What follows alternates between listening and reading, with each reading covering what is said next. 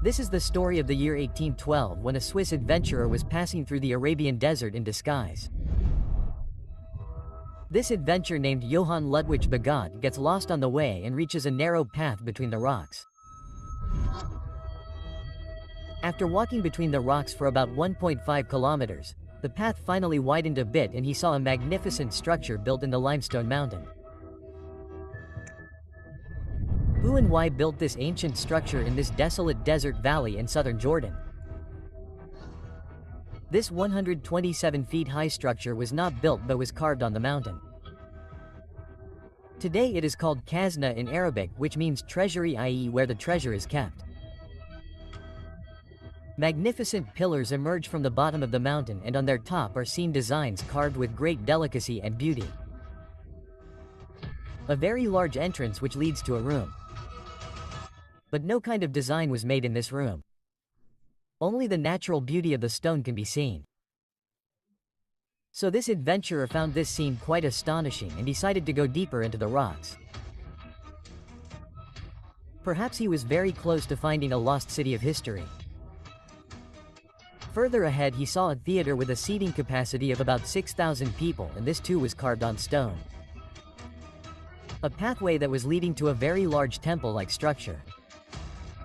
Some ruins which indicated that a city was once inhabited here. Many monuments were also seen built on the heights of the mountains. Bagot had found the ruins of a city which had a lot of importance in history. This 2,000-year-old city is today known as Petra. But whoever lived here, how did they survive in this dry desert without water? Why did they carve rocks and make structures?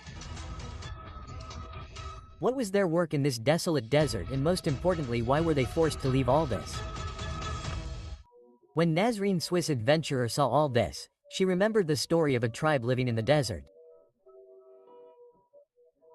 She had heard that there was a tribe in the Arabian desert that used to trade silk and spices between China, India, Egypt and Rome, and they used to hide their treasure by making holes in high rocks.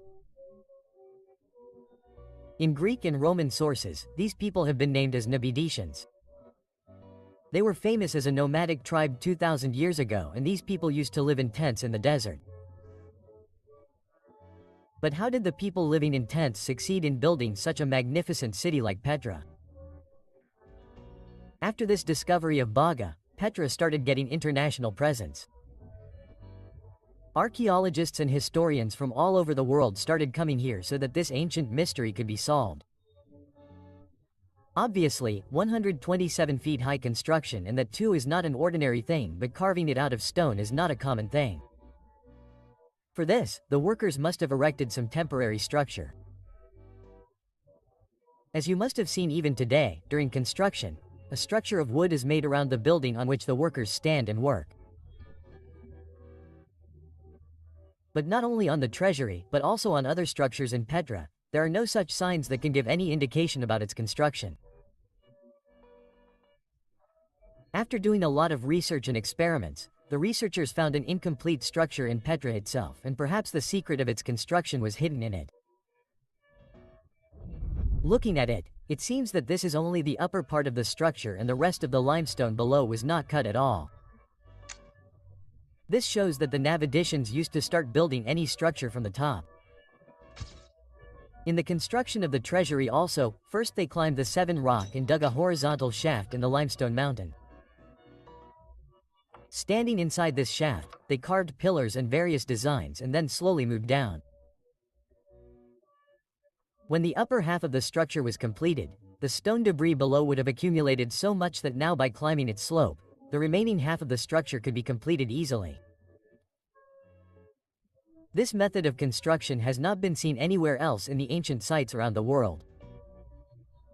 Researchers got a hint about this trick when they carved a structure exactly like Petra in America. The Navidians had left very little writing in Petra. At only 1 or 2 places, something written in Aramaic script was found. This language was used in the Middle East during the time of Jesus. It was written in this script that this tome is very sacred. Whatever is inside it should never be changed or taken out from here. But the chamber outside which this was written had nothing except a few shelves. Looking at the size of these shelves, it was assumed that these were used to keep dead bodies. This place was actually their burial chamber. More than 800 such chambers have been discovered in the rocks of Petra. Initially, it was also thought that perhaps this city was a cemetery. But later the researchers also found some evidence here which also indicates the presence of living people here. On estimating the size of the living area, it was found that during its golden period, 20,000 to 300 people lived in Petra. But this is a city of 300 people, and that too in a barren desert.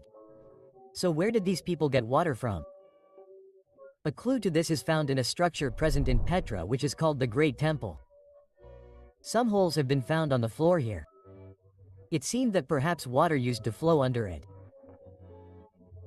When experts scanned this place with GPRIE ground-penetrating radar, an important clue came to light.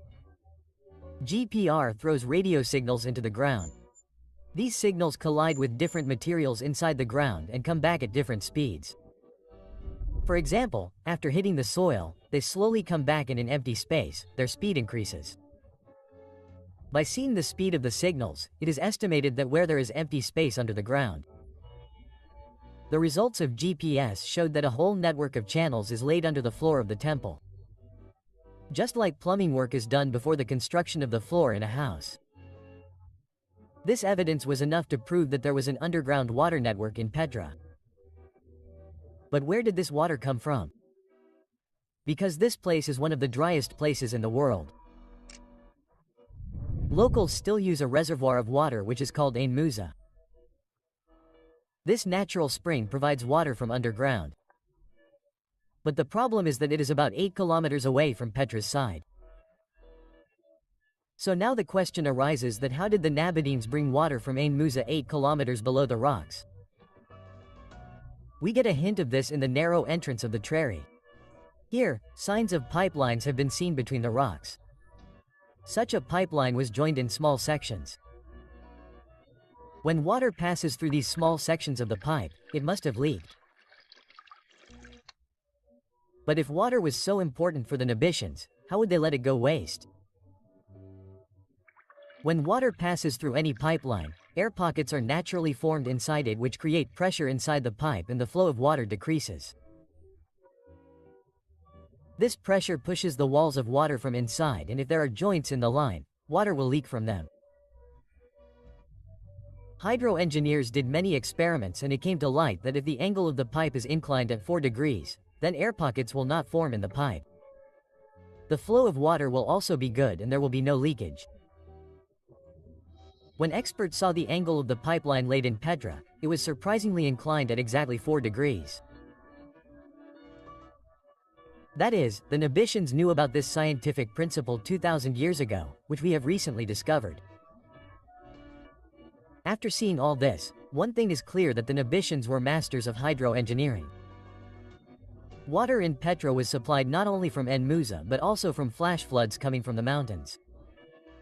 Even today, when flash floods occur here, they are quite deadly. To avoid these, ancient dams were built at different locations in Petra. Researchers have discovered about 5 ancient dams here. The walls of some of which have been preserved for 2,000 years till date. These dams were not only used to store water but also protected the city from the devastation of floods. So far we have come to know about Petra that the Nabateans who settled here used to trade between China, India, Egypt and Rome. Their skills of carving stones and making structures have not been seen anywhere else in the world. How did their engineers provide water to Petra in the desert? But the main question still remains, why did this city become deserted? Why were the 3,000 people who lived here forced to leave their city? Ancient records tell us that a very dangerous earthquake occurred in the year 363. And Petra also has debris of such broken structures which seem to be the work of an earthquake. Perhaps because of that earthquake, many structures of Petra collapsed and dams broke. After that, the same water which was the life of the city took its life. Flash floods swept away the entire city and the remaining infrastructure which the Nabateans had built over several 100 years turned into ruins. Now there was neither water nor any system left here. Traders changed their routes and the people of the city slowly moved to other cities. Petra got the status of UNESCO World Heritage Site in 1985. And if you have seen Indiana Jones and the Last Crusade, then the Holy Grail Temple in it is actually the Alcazna of Petra. Hope you will like and share this video of ZMTV. Thank you very much for your loving comments. See you in the next great video.